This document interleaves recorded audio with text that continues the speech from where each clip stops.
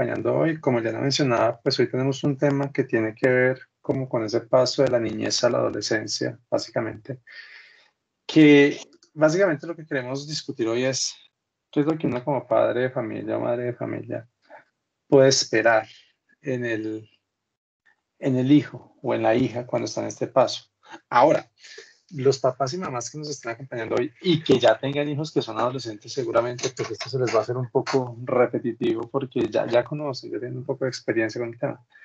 Los papás que no tienen hijos todavía en la adolescencia, pues vale la pena entrar en la discusión hoy porque muchas de las cosas que pueden generar inquietud, que pueden generar dudas, justo en esa transición de la infancia, pubertad y adolescencia, eh, pues podemos como desmitificarlas o esclarecerlas acá.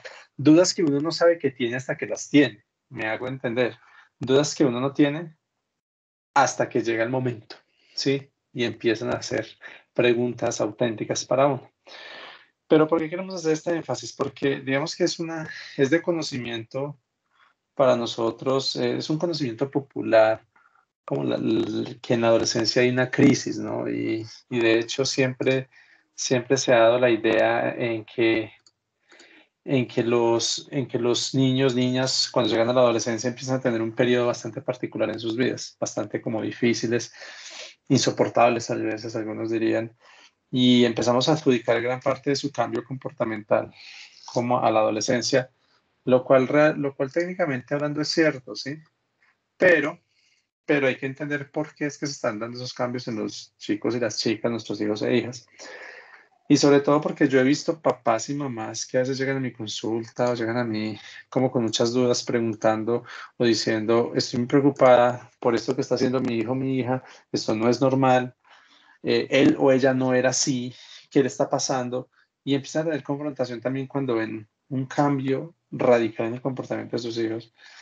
Y en gran medida eso, como todos pues, lo hemos escuchado, lo sabemos, puede ser producto de la adolescencia. Y es lo que queremos hablar un poco hoy.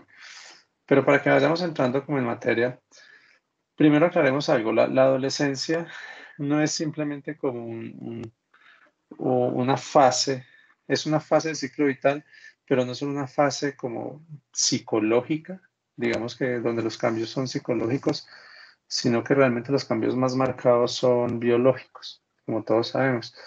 La adolescencia empecemos solamente por la palabra. La adolescencia viene de una raíz griega, la palabra es de una raíz griega que se llama adolescere, que traduce dolor, básicamente. Pues en otras palabras, crecer duele, ¿sí? Y la adolescencia es una fase de dolor y en verdad basta con mirar a nuestros hijos e hijas en la adolescencia y ver los dramas que tienen. Dramas que para nosotros como adultos pueden ser muchas veces ilógicos, a veces hasta irrelevantes, pero para nuestros hijos y nuestras hijas es lo más grande, lo más fuerte que les puede estar pasando. Y por lo tanto empezamos a ver a nuestros hijos e hijas con mucha reacción emocional. O sea, viven sus emociones muy intensamente. Ese es el dolor de la adolescencia. Pero cuando digo que los cambios son biológicos, es porque se considera la adolescencia un despertar, pero es un despertar biológico. Y si hablamos de despertar, quiere decir que había algo dormido. Y en efecto, había algo en el cerebro dormido que tiene que ver con todo el despertar sexual de los niños y niñas. Básicamente todo el sistema biológico sexual empieza a despertar. Hasta ese momento se dice que en el cerebro de los niños y niñas toda la función sexual está dormida, está en latencia. Latencia es que está ahí, pero está apagadita. Y el despertar implica una segregación hormonal muy fuerte, una reactivación hormonal muy fuerte y una segregación. Y yo no quiero entrar en términos técnicos acá, pero hay sistemas en el cerebro que empiezan a producir cualquier cantidad de hormonas que luego empiezan a generar cualquier cantidad de cambios físicos. Crecen más la masa muscular, crece el cuerpo, hay cambios, las hormonas empiezan a generar cambios y maduración de órganos sexuales, por ejemplo, cambios fenotípicos, es decir, en el cuerpo, pero también empiezan a traer cambios comportamentales y emocionales. Entonces, esto empieza a pasar al tiempo, es puesto en palabras muy escuetas, juntar el hambre y la necesidad al tiempo. Ahora, sabemos que esto está pasando en el cerebro de nuestros hijos, este cambio, este despertar biológico, y sabemos que empiezan a tener un cambio en el comportamiento. Ahora, la gran cuestión ahí es cómo observamos nosotros o cómo podemos observar ese cambio en el comportamiento. Dicho de otra manera, cuáles son las conductas que empiezan a presentarse que antes no se presentaba y que ya empiezan a manifestarse y se nos pueden empezar a hacer muy extrañas, ¿sí? Pues para eso, un grupo de autores, psicólogos, empezó a estudiar el tema y llegaron con algo que ellos llamaron el síndrome de la adolescencia normal. Y lo llamaron síndrome porque la palabra síndrome es un conjunto de síntomas, como cosas que son inusuales que están pasando, pero lo llamaron de la adolescencia normal para referirse a algo y es que todas estas cosas de las que les voy a hablar enseguida es perfectamente normal que pasen en un adolescente, aunque en la infancia no le ocurrió al niño o la niña. ¿Sí? Entonces, papás y mamás, cuando ustedes tienen sus hijos que están llegando a los 10, 11, 12 años, es decir, ya están entrando y tocando la pubertad, y empiezan a entrar formalmente en la adolescencia, muy formalmente en la adolescencia, lo que vemos allí entonces es que empiezan a experimentar un grupo de comportamientos y van a empezar ustedes a observar esto y uno de ellos es lo que llaman búsqueda de sí mismo y de la identidad. Hasta ese momento, me refiero, eh, hasta el momento en que en toda la infancia el niño o la niña no se preocupaba por definirse a sí mismo, quién soy, para dónde voy, qué me interesa en la vida. El niño o niña solamente le interesaba estar con papá y mamá, pasar el día con papá y mamá y contar con la validación de papá y mamá. Sí, papá y mamá eran lo que nosotros llamamos como las fuentes primarias de apego y de socialización. Dicho en otras palabras, papá y mamá eran todo en la vida de un niño o una niña. Pero cuando empiezan la búsqueda de sí mismo y de la identidad, es que el niño o la niña empiezan a preguntarse realmente quiénes son ellos en este mundo. Y sobre todo, empieza a darse algo, como ya llevan un tiempo en el colegio y están socializando con otros niños, con otras personas fuera de papá y mamá, los niños empiezan a experimentar la necesidad de encajar en un grupo, de hacer parte de un grupo y de ser distinguidos dentro de ese grupo. Entonces empiezan a preguntarse por las características, qué es lo que me hace a mí ser particular, qué es lo que me hace a mí distinguirme entre mis amigos y amigas. Y no es tan fácil llegar a esa respuesta. Entonces empiezan esa búsqueda de identidad. Y la búsqueda de identidad no se hace en la nada, en el vacío. Pues lo empiezan a buscar en los modelos que tienen. Al principio los modelos eran papá y mamá, pero esos modelos cambian. Entonces los modelos empiezan a ser, no sé, cantantes, actores o actrices, amigos, un profesor o profesora en el colegio. Usualmente cantantes hoy por hoy, youtubers o streamers, es lo que ahora nuestros hijos consumen, eh, más que todos los youtubers. Y ellos empiezan a ver allí modelos y modelos de comportamiento. Y empiezan a querer imitar esos modelos, básicamente, e imitar desde la forma de vestir a la forma de hablar. Y muchos modelos que nos van a hacer ruido a nosotros porque nosotros podemos no estar de acuerdo o no gustarnos, ¿sí? Pero nuestros hijos lo están haciendo por la necesidad de querer saber quiénes son. Básicamente es la búsqueda de identidad. Ese no es un proceso que se resuelva rápido, papá y mamá. Ese no es un proceso que se resuelve en una semana, en 2 semanas. Es un proceso que va a tomar años. De hecho, incluso hay adultos que todavía luchan con definir su identidad, saber quiénes son, qué concepto tengo de mí mismo. ¿Sí? Ahora imagínense un niño que está empezando allí y que está empezando a buscar en el mundo esos modelos. ¿Sí? Entonces ustedes allí es donde Buenas empiezan a ver tardes. al niño. Buenas tardes, el niño o la niña lo empiezan o las empiezan a ver consumiendo estos contenidos de manera muy intensa, hablando de estos contenidos de manera muy intensa, hablando de sus ídolos, entre comillas, de sus modelos, porque son los que se vuelven sus referentes de comportamiento para tratar ellos de definir quiénes son. Nos empieza a hacer ruido esto porque cada vez se van alejando más de nosotros como papás y mamás. Nosotros cada vez dejamos de ser el modelo que éramos para ellos. Y eso empieza a golpearnos, sobre todo hay algunos papás y mamás que en las relaciones de apego que establecemos con los hijos, eso nos puede afectar intensamente porque es un perder, entre comillas, a nuestro hijo o hija. Algunos psicólogos llaman es la infancia perdida, es llorar la infancia, porque ya está dejando de ser niño. Ya no es el niño que nos va a estar buscando para cualquier asunto, por cualquier necesidad de protección, donde nosotros somos el todo. Ya empieza a tener otras fuentes a las que recurrir y otras fuentes que cada vez van siendo más importantes para él o ella. Y eso nos lleva al segundo punto, tendencia grupal.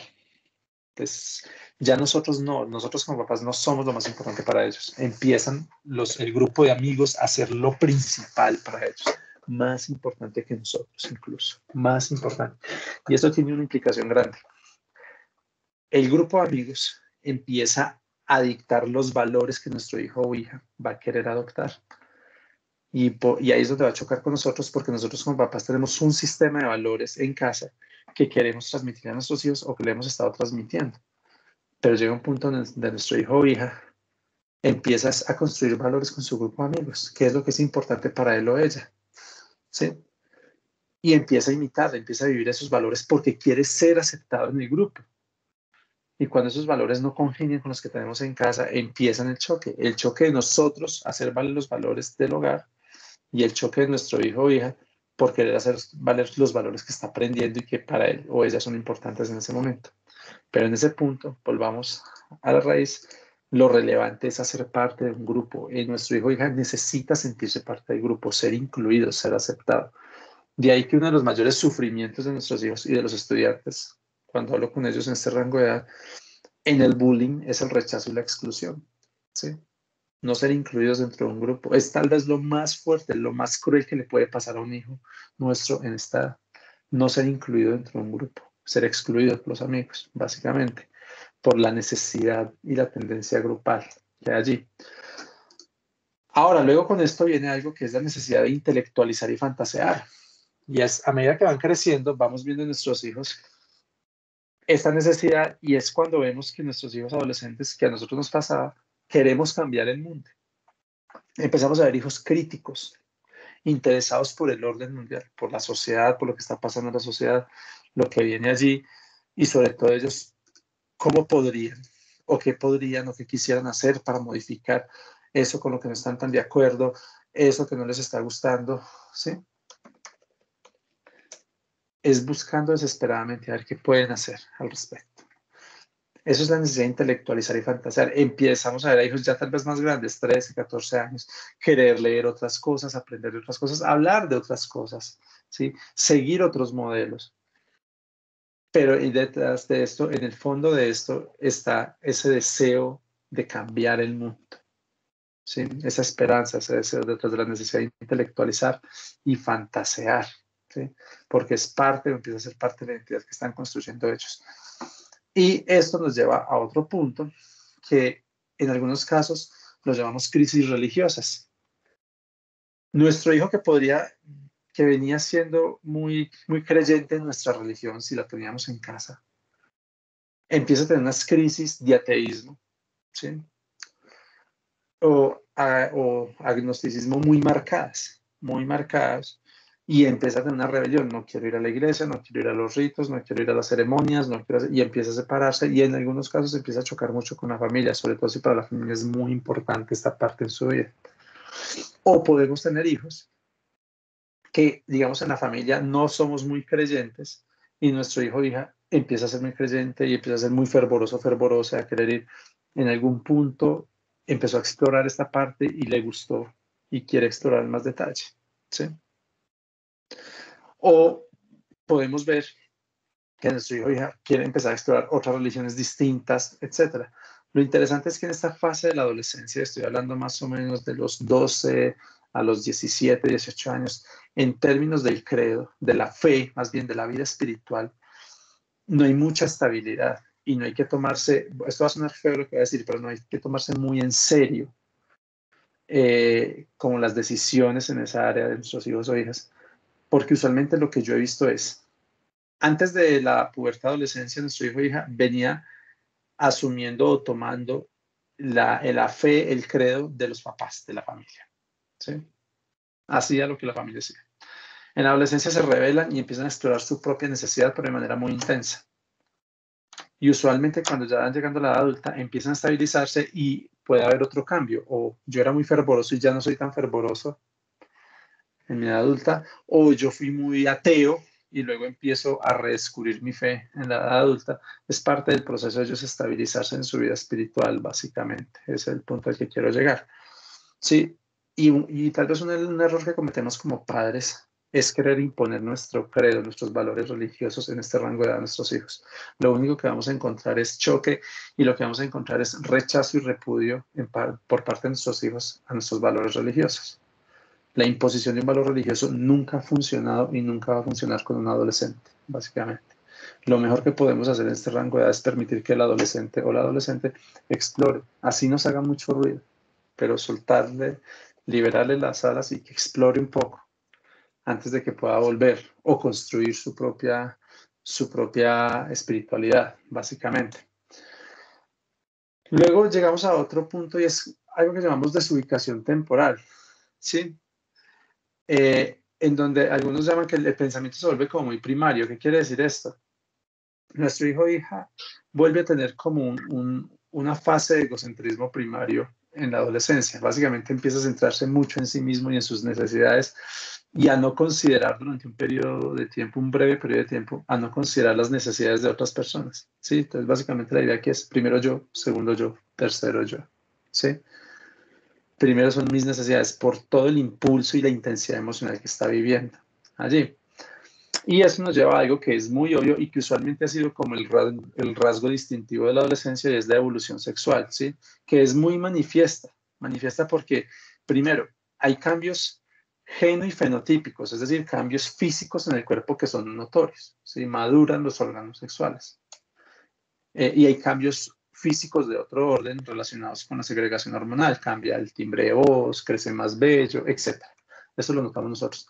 Pero podemos empezar a ver la exploración del propio cuerpo, el autoerotismo, que para muchos de nosotros puede hacer ruido, para otros no tanto, pero es parte del descubrimiento sexual que tienen hijo o hija y que allí puede empezar a chocar con nuestras creencias, nuestros valores, nuestras pautas de crianza. Y usualmente lo que yo sugiero allí para papás es, esto va a hacer ruido, pero normalmente lo que yo le digo a los papás en este escenario es que si en algún punto están viendo o descubren como el autoerotismo en su hijo o hija está explorando su cuerpo o está consumiendo contenido erótico, qué sé yo, y los papás llegan muy escandalizados, ¿qué hago? Es que eso está mal. Yo le digo, papá, mamá, está mal en su sistema de valores, pero en este momento, en el desarrollo de su hijo o hija, eso es lo que su cuerpo necesita, su cerebro necesita explorar eso. Entonces, ¿qué hago? Me preguntan. La respuesta mía es, déjelo, déjela, ¿sí? En el autoerotismo, ¿no? Ahora, la vida sexual por fuera de esto tiene unas condiciones que también mis opiniones generan ruido, pero digamos lo principal que hay que garantizar con un adolescente cuando está ya en su rango de 14, 15, 16 años y está empezando a explorar activamente su sexualidad, y lo que yo le digo a los papás es, cuando me preguntan por esto, yo le digo a los papás normalmente, ¿usted qué quiere escuchar? O sea, ¿usted quiere que yo le responda lo que usted quiere escuchar o quiere que le responda lo que realmente pasa? ¿Sí? Porque normalmente lo que quiere escuchar un papá es, su hijo o su hija no es así. Él o ella va a estar tranquilito hasta el día de su matrimonio y usted no se preocupe por eso. Pero la realidad es otra. La realidad es que haga o no haga usted, su hijo o su hija va a explorar su sexualidad. Eso no quiere decir que su hijo o hija va a tener relaciones sexuales a muy temprana edad, pero sí va a explorar su sexualidad de alguna manera. Va a tener dudas, va a explorar, va a hablar con los amigos, va a ver contenido, va a ver información en internet, sí, va a buscar experiencias sexuales directas o indirectas. Y todo eso puede pasar a sus espaldas o puede pasar con su guía. La cuestión es usted qué quiere. Y me preguntaba un papá, pero ¿cómo así con mi guía? ¿Qué quiere decir eso? Usted lo que me está diciendo es que yo acompañe o le acolite a mi hija que tenga relaciones sexuales. Yo decía, no estoy diciendo exactamente eso, pero lo que sí se ha demostrado es que una crianza restrictiva en ese sentido usualmente se relaciona con dos cosas, con mayor tasa de embarazos adolescentes no deseados y con mayores enfermedades de transmisión sexual, infecciones de transmisión sexual, para ser más específicos. Lo que dice y lo que indica una cosa es, entre más prohibitiva sea la crianza suya, más rebelde va a ser su hijo o su hija.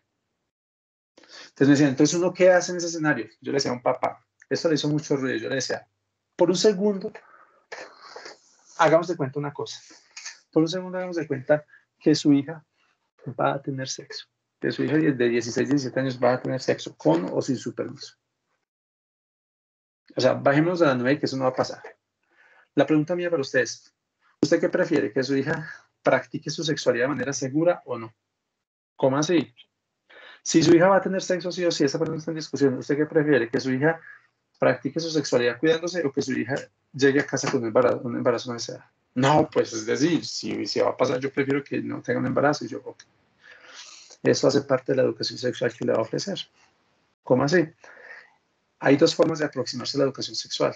La educación sexual puede ser restrictiva, donde solamente hablamos de por qué no debe haber sexo en menores de edad o antes del matrimonio, el riesgo de las enfermedades de transmisión sexual, el riesgo del embarazo no deseado, por qué eso es malo, etc. Lo cual no funciona, además. O la educación sexual puede ser preventiva. Preventiva es que, y esto le hacía mucho ruido, y yo le decía al papá, usted puede enseñarle a su hija a cómo cargar ella los preservativos en el bolsillo y a cómo ella exigir que con quien esté en su relación sexual use preservativo. Pero terrible, me decía el papá, ¿cómo me pide que haga eso? Usted verá, pero puede pasar. ¿Sí? El hecho de que ustedes crean que les decía a los papás, el hecho de que ustedes crean que sus hijos o sus hijas van a ser los únicos diferentes que van a explorar su sexualidad es una ilusión de control. Porque es que ustedes están luchando contra miles de años de evolución humana. El cerebro está diseñado para buscar esa parte en esa edad, buscar vivir la sexualidad en esa edad. Y es mucho mejor la educación sexual preventiva. ¿Sí? Como algunas cuando yo estuve en un colegio asesorándolos y llevé un proyecto de educación sexual, yo le dije a los del colegio, si sus adolescentes van a tener relaciones sexuales con o sin su guía, con o sin su consentimiento, hagan una cosa, enséñenles a tener relaciones sexuales. ¿Cómo así? Sí, enséñenles a llevar una vida sexual saludable.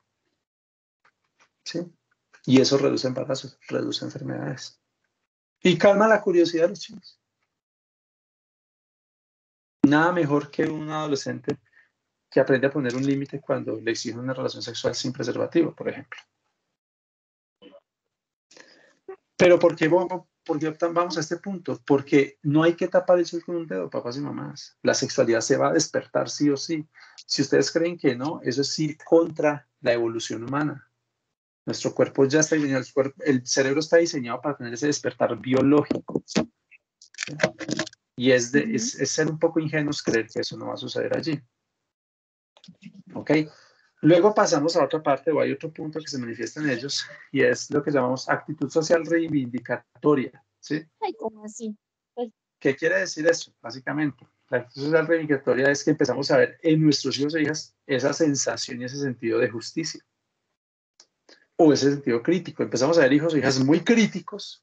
Entonces, todo lo que ven una noticia, ven algo, y son sumamente implacables en sus críticas con lo que ven, o son sumamente sensibles con lo que sucede y necesitan ejercer justicia o pensar en cómo hacer justicia, ¿sí? Y algunos incluso empiezan movimientos sociales, algunos incluso entran a grupos o movimientos políticos de jóvenes, etc.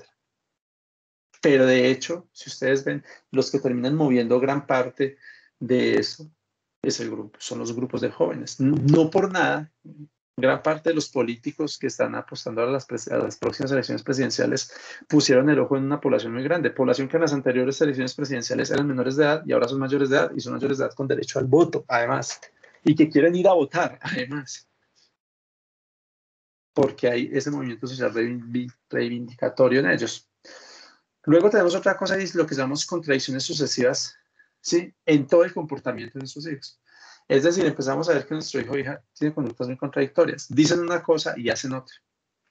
Piensan una cosa y hacen otra. Ni ellos entienden, es la expresión que nosotros hablamos. Y sí, ni ellos entienden porque hay una disregulación emocional y hormonal. ¿Qué quiere decir eso? En la noche, en medio de la calma, pudo decir algo y en la mañana se levantan como si desayunaran alacranes y uno no sabe por qué, no sabemos por qué, es porque en la noche hay cambios hormonales, hay funcionamiento hormonal Y una de esas hormonas se llama el cortisol. El cortisol es la que llama la hormona del estrés. Y en los adolescentes se activa mucho más en la madrugada. Entonces, ¿qué hace eso? Que un adolescente se levante más mal geniado o mal geniada. Y que cuando se levanta mal geniado o mal geniada, no haga nada de lo que dijo la noche anterior. La noche anterior puede decir, sí, papá, mamá, yo mañana lavo la loza en la mañana, me comprometo a eso. Y en la mañana ya no quiero y empieza a pelear con todo el mundo, por ejemplo. O llegan un día diciendo, esta es mi mejor amiga, me encantas. Y al otro día, la odio, es tenaz, una idiota. ¿Pero qué pasó?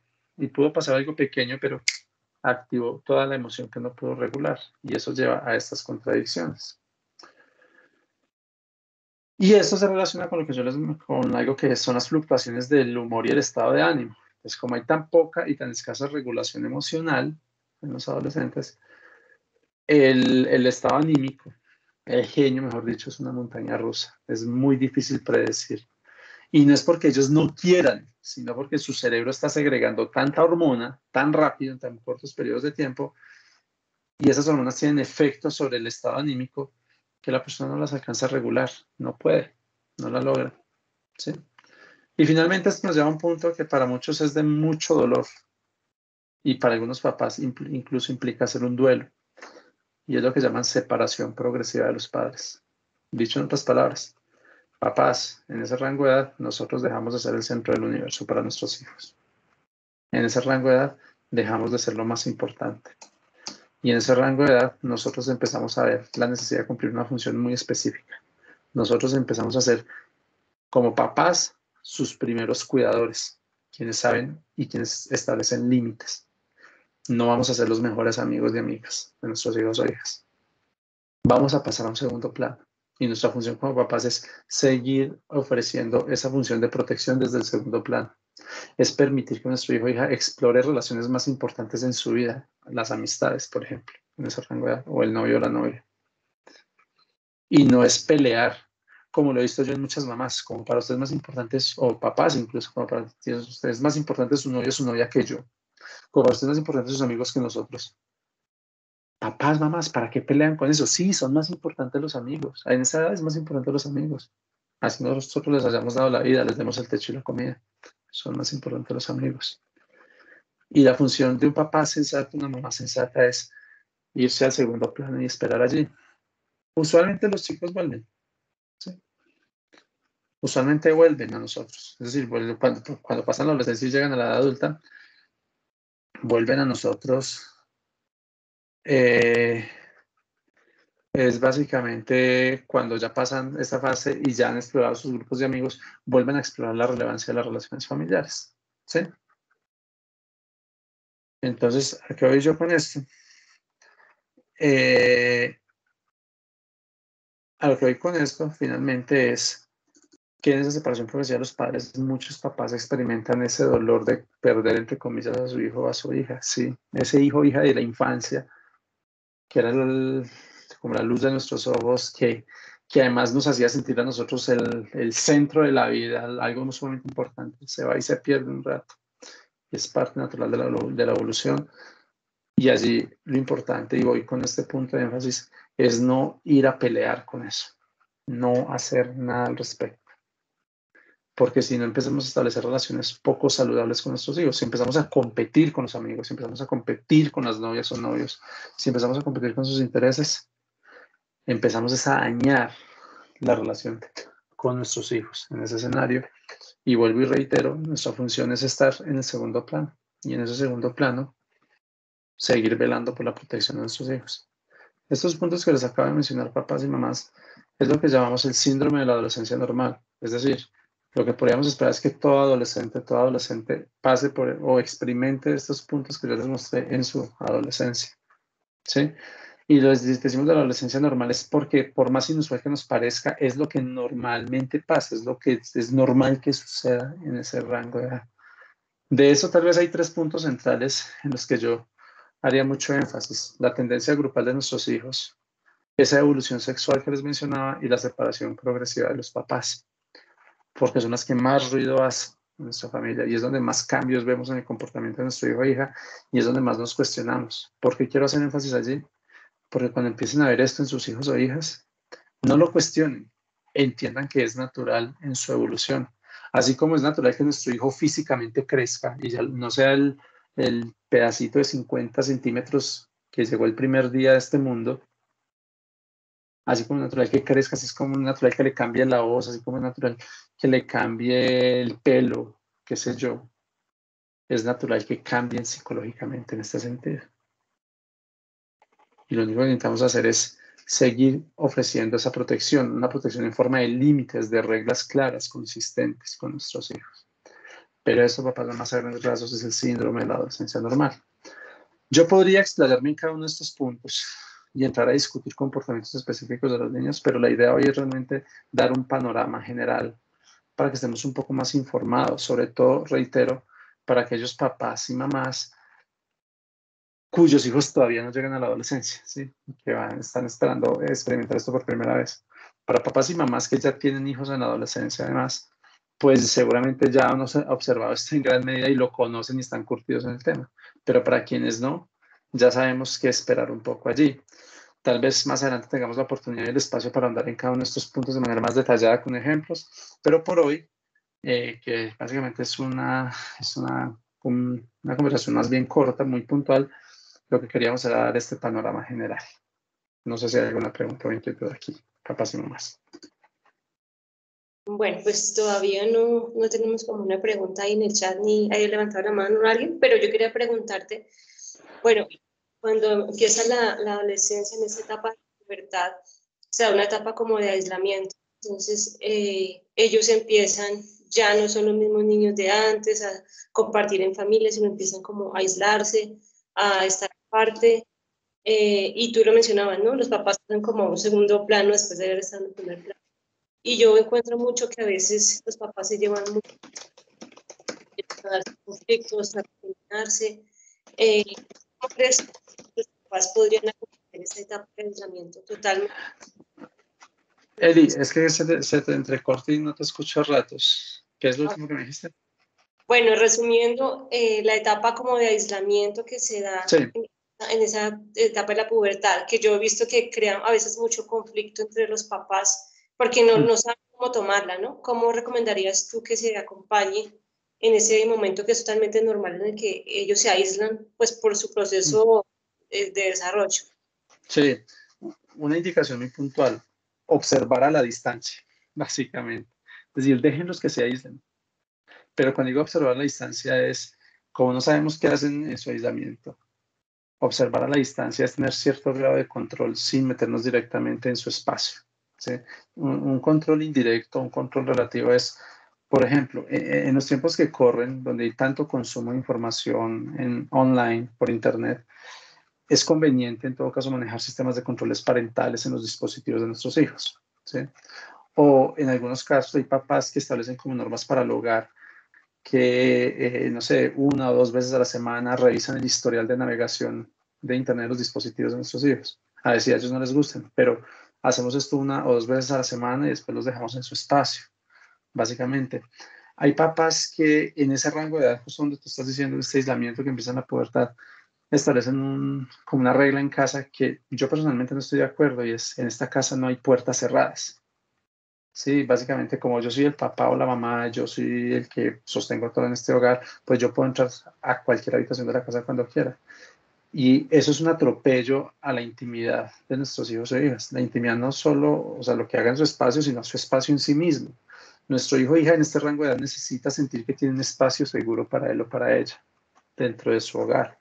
Y si ese espacio seguro se lo da el cerrar una puerta y poner pestillo seguro, necesitamos empezar a respetar eso. Respetar es mordernos la lengua y dejar que esté encerrado o encerrada en el cuarto, con cierto control. Es decir, tal vez no tiene sentido que mi hijo diga, pues vengo con mi amiguita y me voy a encerrar con ella en el cuarto y no sé qué voy a hacer y ustedes se aguantan. Tal vez no, ¿sí? Pero está solo en casa un domingo en la tarde y quiere estar encerrado toda la tarde viendo televisión. Está bien, no me gusta la idea, pero es parte del espacio que está reclamando para sí mismo. Pero cuando digo observar a la distancia es, en todo caso, ser cauto de qué puede estar pasando allí en este espacio, qué no puede estar pasando. Y si sospecho algo, entrar a vigilar un poco más de cerca, básicamente, pero nunca eliminar el derecho a ese espacio que construye nuestro hijo o hija. A veces incluso los apartamentos son tan pequeños que el espacio puede ser un rinconcito en la sala y se cubren con una cobija. He visto esto. Y veo papás que insisten en, pero hábleme, pero ¿por qué no me habla? Un segundo. Dele el espacio personal a su hijo o hija. Necesita estar aislado usted en este momento. Más bien que eso, usted a la distancia observando, por si necesita algo en algún momento, déjele siempre una puerta abierta en la forma de hijo o hija, cuando si necesitas algo, ¿sabes? Que puedes ir a mí en cualquier momento, déjale la puerta abierta y siga observando, no más. Cuando vea algo inusual, entre en escena a preguntar qué sucede, qué pasa, te puedo ayudar. Pero si no ve nada inusual, más inusual de lo que ya está pasando, permítale a su hijo o hija seguir explorando su espacio. Básicamente, no es nada complejo, es muy simple, pero en la simplicidad está su elegancia, básicamente. No sé si algún papá o alguna mamá aquí presente tenga alguna pregunta, quiera, pues de pronto que Esteban nos ayude a profundizar algunas de las cosas pues, que ya se mencionaron. Pues mientras alguien pregunta, yo quería hacerte una pregunta con relación a los modelos sociales que ellos buscan en youtubers o bueno. Y muchas veces uno como adulto ve que esos modelos no son del todo adecuados, ¿no? Porque además los modelos son promovidos pues por la publicidad, por otras cosas. ¿Cómo ayudarlos de pronto a que ellos tengan una visión de pronto más amplia de lo que es un modelo, de qué sí seguir, de qué conviene? Sí, en todo caso, como papá, yo sí recomiendo que ustedes establezcan un límite y unas condiciones sobre los modelos que le van a permitir a sus hijos o hijas. Es decir, sepan qué están consumiendo sus hijos o hijas en Internet. Sí, y sepa qué youtubers ven, por ejemplo. Y cuando digo sepan qué youtubers ven, tómense la molestia de entrar al canal de esos youtubers y ver el contenido que ellos manejan. Escuchen el contenido para que ustedes puedan tomar una decisión si el contenido de esos youtubers se alinea o no en cierta medida con los valores del hogar. Porque si no, definitivamente no, pueden y necesitan entrar a establecer límites. Hay youtubers muy fuertes, por ejemplo,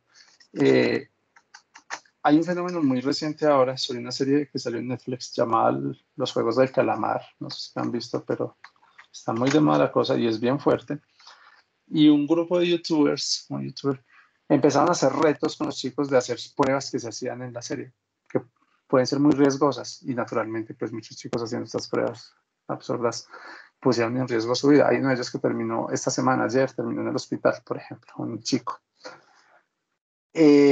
En ese escenario es que yo digo, papás, entren en escena, consuman el contenido que están consumiendo sus hijos para que ustedes puedan ver el nivel de riesgo no al que están sometidos sus hijos y puedan establecer límites allí. Límites como, por ejemplo, no puedo permitir que sigas consumiendo este canal de YouTube. ¿Sí? Necesito poner un límite. Participen activamente en la elección de los canales de YouTube que sus hijos van a consumir. ¿Te está gustando este youtuber? Bueno, o te hablaron de un youtuber en el colegio.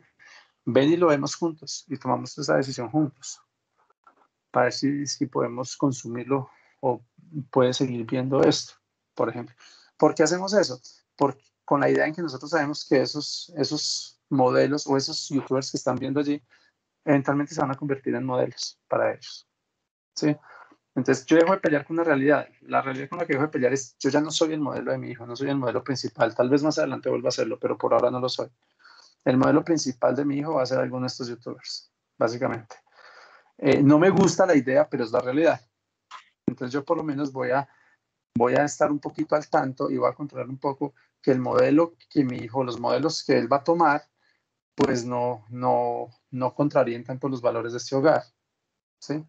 Porque eso es una forma de proteger a mi hijo finalmente. Entonces sí, ejercen la autoridad como papás de establecer límites sobre lo que consumen sus hijos.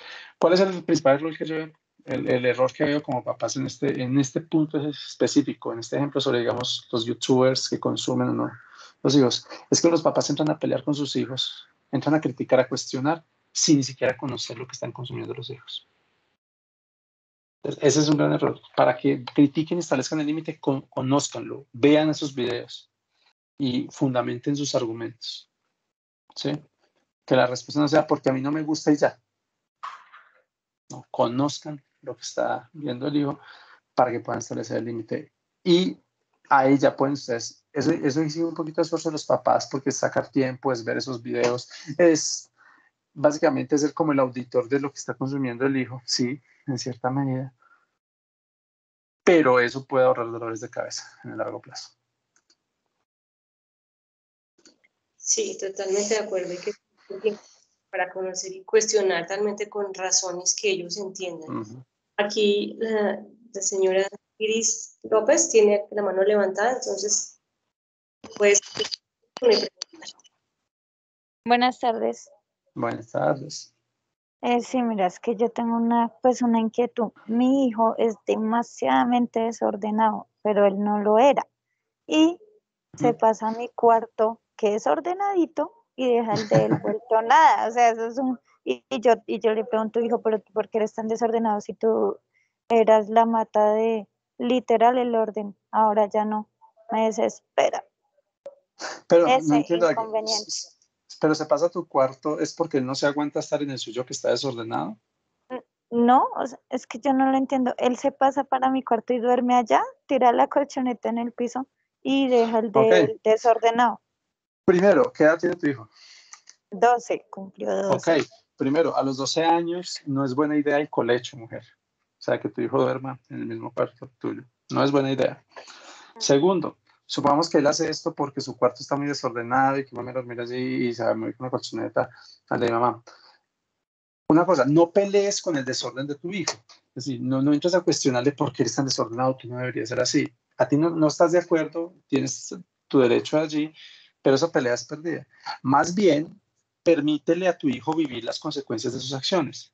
Es decir, si tu hijo en sus acciones está el ser desordenado, dejó la ropa tirada, acumuló ropa por aquí, cuadernos por allá, esas son sus acciones. El desorden de su cuarto es un resultado de su comportamiento. ¿Sí? ¿Cuál es una consecuencia de ese comportamiento? Con todo y eso, lamentablemente es el espacio donde tú duermes. ¿Cómo así? Pero es que está muy desordenado.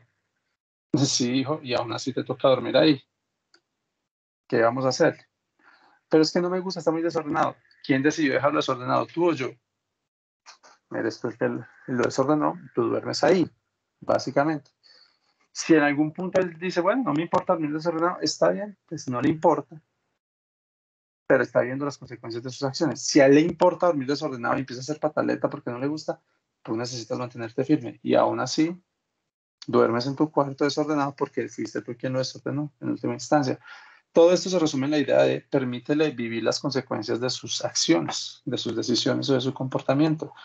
Si su cuarto no le gusta para dormir porque está muy desordenado, esa es la consecuencia. Voy a dormir en un lugar donde no me gusta por mi comportamiento que hizo que esto se desordenara, básicamente. Y pon el límite en el colecho. Yo sí te sugiero mucho eso. Pon el límite en el colecho. Es porque si no, también el mensaje que estás transmitiendo es que mi cuarto, mi espacio no tiene límites. ¿Sí? Tú puedes desordenar el tuyo y luego puedes venir a cohabitar el mío. Y el desdibujar esos límites no es una buena idea. Un adolescente necesita estructura y límites en todo momento. Los papás estamos para eso. Límites, límites, límites. Gracias. Todo.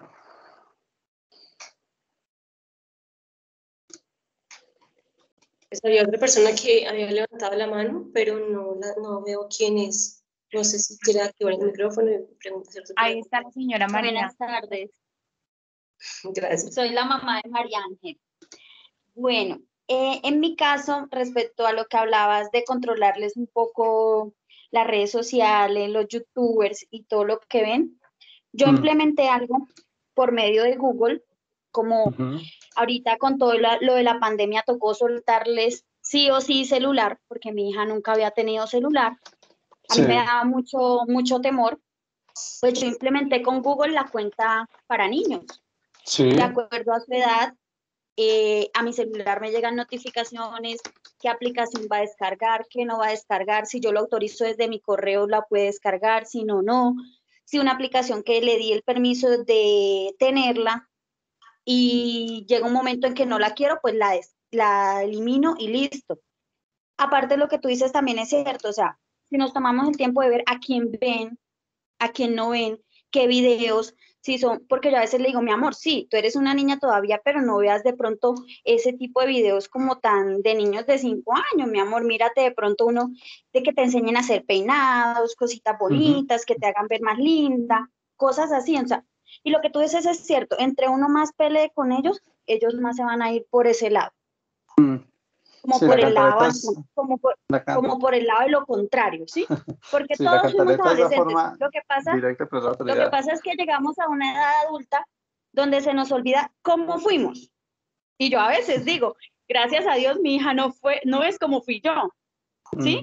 Porque antes yo a veces tengo que despertarla un poquito más, pero sí es muy importante que estemos pendientes. Por ejemplo, mi hijo de 5 años veía unos videos y yo, este niño, ¿qué es lo que está viendo? Bueno, un día me empecé a mirar y a mirar y a mirar, y lo que tú dices, como ahorita lo del juego del calamar está por todo lado, ya hay incluso canales de YouTube para niños súper pequeñitos, y yo se los bloqueé de una, de YouTube. Entonces De es eso, acuerdo. porque si uno los deja, no, porque está en el cuarto tranquilito viendo televisión y uno cree que está viendo muñequitos, eso éramos nosotros que no teníamos acceso sino a solo canales de televisión y ya, mientras que ellos ya tienen acceso a todo. De acuerdo contigo. Y decir, para nosotros los controles parentales son nuestros mejores amigos y hay miles de Sí, estrategias para eso. La que tú mencionas es una de ellas. Dos ideas detrás de esto, porque quiero enfatizar en ellas. Uno, la primera es conozcamos lo que consumen nuestros hijos. Vuelvo sobre esa idea, porque no se trata de nosotros volvernos los tiranos del Internet, sino los filtros del Internet, básicamente. Digamos, en mi época, yo no me quiero creer tan viejo, pero pues ya también tengo mis años. En mi época yo fui criado con televisión de cable, ¿sí? La antenita, entre dos canales, y si acaso la parabólica. Y en ese entonces, pues lo que mis papás controlaban era lo que yo veía, ¿sí? Entonces, si ellos empezaban a ver que yo empezaba a ver una serie, una película muy violenta o algo como que mejor no la mires, ¿sí? Hoy, pues decir, hoy hay tantas opciones de consumo de información que nos hace un poco más difícil la vida, nos la hace fácil en unos escenarios, pero difícil en otros. Y eso quiere decir que nosotros somos responsables de manejar un poco más el Internet y el que consumen. Yo creo que uno de los grandes errores que como papás cometemos es decir, me atropella la tecnología y a mi hijo, a mi hija no, entonces dejamos que nuestro hijo ya mira, nos coja por un montón de ejemplo, ventajas sobre cómo consume. Dime. mira, por ejemplo, en mi caso, yo he ido aprendiendo de la tecnología, o sea, paso a paso. Si no entiendo algo, no entiendo una aplicación, no entiendo cómo funciona, yo me lo busco por Google, por YouTube, por donde sea, que yo pueda tener información a mi favor, que yo pueda De ir un acuerdo, paso adelante de mi hija para poderle explicar. Por ejemplo, de cuando acuerdo. empezaron lo de las clases virtuales, lo de los correos, eso para mí era nuevo, ¿sí? Sí, yo enviaba correos, pero de pronto de una hoja de vida, cosas sencillas. Pero ya De como acuerdo, que hay cosas que a uno se le dificultan. Aparte me de gustó acuerdo. mucho lo que dijiste en cuanto a que no tenemos que ser los mejores amigos de ellos, porque ese no es nuestro papel. Ya llegará un momento en que ellos van a tener sus mejores amigos, pero sí darles confianza. Por ejemplo, en mi caso, mi hija tiene acceso a Netflix, mi hija tiene acceso a HBO, a muchas plataformas, pero yo la acostumbré desde hace muchos, por ahí unos 3 años, así sea en el televisor, en su televisor, ella me dice, mami, hay una película así, así, yo miro el tráiler, miro si me gusta, le digo, ah, bueno, hija, listo, véasela. Si no me gusta, le digo, Exacto. no se la vaya a ver, ¿por qué no? Busque otra cosa, véase la serie que usted se está viendo, no sé, de la Mujer Maravilla o de lo que a usted le gusta, pero esa no. En el juego del calamar, mis 2 hijos, porque ambos manejan, mejor dicho, televisión, computador y todo mejor que yo. Y ellos nunca se han metido siquiera a verse un capítulo del juego del calamar con todo y que hay videos por todas partes. Entonces es eso, aprender, o sea, ir uno como en la marcha de ellos, aprendiendo con ellos también para uno poderlos guiar y poderlos en algún momento controlar. Exacto, entonces mi punto es ese, que conozcamos lo que van a consumir, hagámonos un poco amigos de esa parte y segundo, pues, conozcamos también la tecnología, qué ventajas nos ofrece. Mira, en términos de control parental, hay muchas opciones. La de Google que tú mencionabas es una, hay otra que es maravillosa. Yo, por ejemplo, en casa tengo el internet, pero yo compré unos cositos que potencia la señal de internet en mi casa. Se llaman mesh Wi-Fi, se llaman redes de Wi-Fi, que son un poquito costositos donde los venden, pero ¿cuál es la ventaja de eso? Son unas torrecitas que yo coloco en la casa, pero la ventaja de eso es que eso viene con una aplicación que yo descargo en mi celular y desde la aplicación, no importa en qué lugar de la ciudad esté yo puedo, la aplicación me dice cuando un aparato nuevo se conecta a la casa. Es una aplicación, ahí la estoy abriendo, por ejemplo, me dice cuando un aparato nuevo se conectó en mi casa y desde la aplicación yo puedo restringir, digamos que yo sé que mi hijo en su tablet se va a conectar. Desde la aplicación yo puedo empezar a decir qué páginas prohibir, qué páginas no prohibir, por ejemplo. O yo puedo ver qué páginas se estuvo visitando no sin mi permiso, por poner ese ejemplo. Ese es un ejemplo de formas de control parental que uno tiene. Pero también puedo hacer las cuentas para niños. Por ejemplo, Netflix tiene su perfil para niños, específicamente donde el contenido está filtrado y curado para niños. El asunto ahí detrás de eso es que hay muchas opciones que podemos entrar a explorar para nosotros poder controlar y limitar el contenido de nuestros hijos, no para prohibirlo, sino para filtrar lo que ellos van a consumir en la medida en que van creciendo y pueden ir siendo más críticos de lo que van consumiendo. Palabras más, palabras menos. Nuestra responsabilidad como papás, sobre todo en este mundo tan mediático e informático, es enterarnos de lo que consumen nuestros hijos. Si mi hijo está hablando de juegos de calamar, o un hijo de ustedes llega y habla de juegos de calamar y lo vi, me lo están viendo mis compañeros y yo no sé, me gustaría, quiero vérmelo. Papá, mamá, saquen tiempo, no vaya y siéntense y miren un rato juegos de calamar para que entiendan de qué trata la cosa antes de ustedes poder Me tomar una gustaría decisión al agregar respecto. algo como, Dale. me gustaría agregar algo un poco aparte, y es que este tipo de conversaciones sería bueno que el colegio las hiciera por medio del canal de YouTube para que quedaran de pronto a los papás que no tuvieron el acceso a la reunión o esas cosas, porque son temas muy interesantes o muy a favor de nosotros como padres. Sí, va a quedar ahí, de hecho. La idea es que ahí. esto se sube al canal de YouTube. Sí, a mí me Van a pasó quedar todo. un caso. A mí me pasó un caso con eso del juego del calamar, porque resulta de que mi hijo pequeñito, él tiene una sobrinita de más o menos su misma edad, precisamente hablando de embarazos a temprana edad. La hija mayor de mi esposo tiene una niña y ellos llegaron acá un día y la niña, o sea, una niña de 5 añitos, 6 añitos, no creo que los tenga, viendo el juego del calamar y la mamá con ella viendo el juego del calamar y yo, bueno, y el niño empezó como que, mami, Natalie quiere que yo me vea el juego del calamar. No, señor. Natalie se lo ve porque su mamá se lo permite y pues ella no le ve ningún problema, pero yo sí. Entonces él empezó a preguntarme, ¿y por qué, mami? Yo le dije, mi amor, porque eso es una serie donde son juegos que personas matan a otras personas por sus propios intereses sin pensar en los intereses de los demás o en el valor de la amistad. Y se quedó así, ay, no, yo mejor me voy a ver mi gato con botas. Ya. Entonces Está también es bien. saber hablarles, porque si no, la curiosidad Exacto. los mata. Si uno Y simplemente le dice, ah, no, no se lo va a ver porque no quiero y porque es malo y porque sí, no, también hay que explicarles el por qué no. no. Y es un buen punto. Cuando exacto, explicar es ofrecer un argumento. El argumento no tiene que ser compartido por el hijo. Es decir, mi hijo no tiene que estar de acuerdo con el argumento, pero que el argumento sea claro. Y cuando ustedes establezcan Sí. esos límites, por favor, establezcan ese argumento. Pero ese es muy buen punto, señora María Ángel. Bueno, yo necesito ir cerrando porque justo tengo paciente ahorita a las 6 de la tarde y creo que ya se está conectando, pero a grandes rasgos esto era como uno de los, como un tema general sobre lo que uno puede y debe esperar en la llegada a la adolescencia de nuestros hijos, ¿sí? No, esto no resuelve ni siquiera una ínfima parte de todo lo que sucede y todas las preguntas que surgen, pero sí da como un punto de partida para empezar a preguntarnos si lo que está experimentando y lo que está haciendo mi hijo, mi hija, es normal y esperado o no, básicamente. Vale, sí, muchas gracias, Esteban. De todas maneras, pues como tú comentabas, esto va a quedar en el canal de YouTube y las de los otros grados que hemos tenido también con otros temas también. Entonces, pues sería interesante también que los pudiéramos revisar. Y pues agradecerles a todos por el tiempo, por haber estado aquí.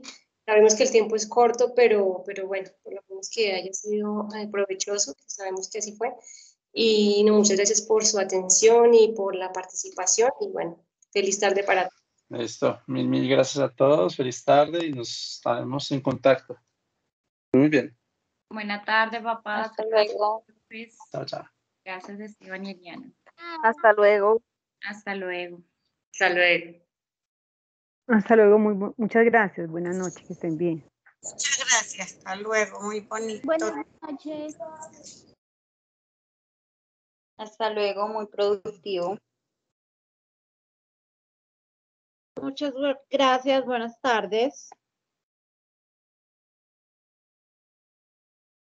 Gracias, feliz tarde a todos.